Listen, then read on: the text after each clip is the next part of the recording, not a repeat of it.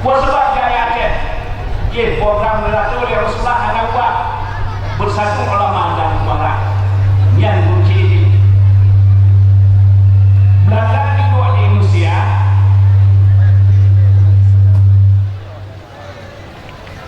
Lihat apa setengah.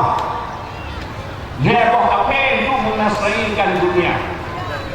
Belanda di Indonesia. Menjadi di Eropa. Menyeprancis darah Afrika. Daerah walaupun sampai di Indonesia daerah luas karena katanya di Indonesia nanggro di luar dari Sirbang ke Maruki dari titik Pulau Bungo situ turun lima ke Katulistiwa ke Maruki situ ke Dosa 8 ke arah selatan. Jumlah banyak Indonesia 5.280 sekian. Raksasa lagi pada Aceh undang bintang 6.900. Walaupun sahabat di Belanda daerah di luar, Aceh yang paling kena dicok. Buat sebab cok, hal rencana hal cok. Nasiro sudah mengkhianati Aceh Panglima Tiba Muhammad ingin bersaing dengan panglima ingin gerobak gerepoh Raja Aceh perang Baghdad tapi dah kini Raja Aceh kacau Aceh tapi Aceh bah kiamat ikut dengan mungkin kacau Aceh. Aceh cukup kokoh di dunia di bombong negara. Han berkali-kali Panglima Tiba Muhammad sejak krik-krik Pak Tengah belum kacau. Kendino yang pernah cuma langgar itu juga itu. Sehingga berkali-kali didengar oleh Belanda Belanda putusan Rucok Aceh. Dipeganglah sebuah surat ke Belanda dan bahasa Belanda ke Raja Aceh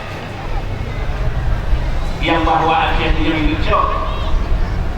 Si Raja Aceh Tino anak Soviet pun tulisan anak budak Raja Aceh gejaklah Abu di Danau Abai karena kalipun yang dah Abu di Danau Abai puan yang tujuan kau betul puan lebih Allah hingga buatan juga dia Abu Danau Abai sungguh Syekh Abdul Wahab drone-nya nepegah Belanda ditanya perang tiba ke Raja Aceh yang depan kami lupakan hanya musuh Allah, musuh Nabi, musuh agama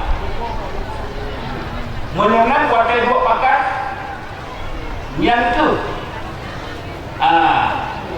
Raja Panglima ulama Aceh Abu Danau pernah saat perang Panglima perang Abu Syih dikira drone-nya bertemu dasik segala-gala hal jadi yang bersatuan ulama umara rakyat dia berbagai ulama dan raja hanya tinggal rakyat kucing menanti di bulan naik pulau hanya kencang dua cikanya sebab guna cek perang Aceh tunjuk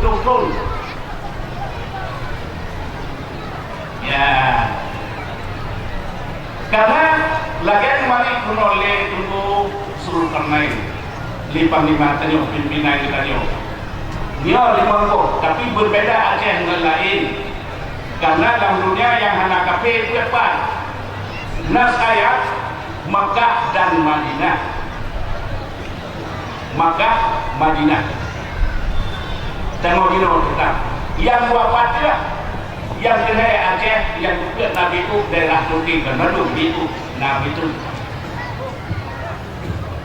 jadi sampai Aceh selama Makkah nyamban maka jalan umat Islam bisa di Aceh maju jadi Islam. Dan jalan musyawarah ulama dan umara menyuruhkan di danyo